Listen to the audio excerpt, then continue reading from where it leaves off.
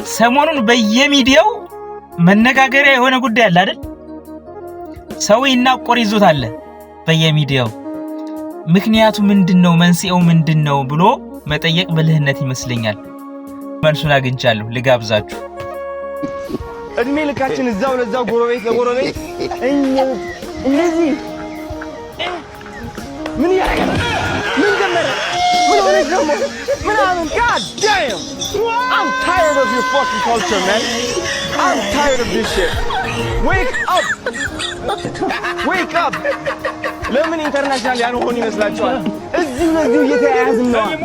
እዚህ ለዚህ የቱን እንዳትከለውጪ ሳልሰራ ምን ያልተኩል መሆን አለብን? God damn!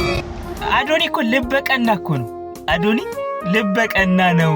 ይኸውላችሁ ልበቀና ነው። በቃ ሰው ይንጫጫል፣ እሱ መልሱን ይመልሰው የለ እንዴ? ብቻውን የሚደክም ሰው ቢኖር እንግዲህ አዶኒ ነው። የኔ ምስኪን ደከመህ አይደል? ምን ታረጋለህ?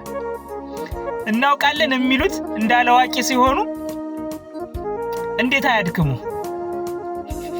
ያላወቀ ሰው እኮ ቢያደክም አይፈረድም። ግን ያወቀ ሰው ሲያደክም ደግሞ በጣም ያሳዝናሉ።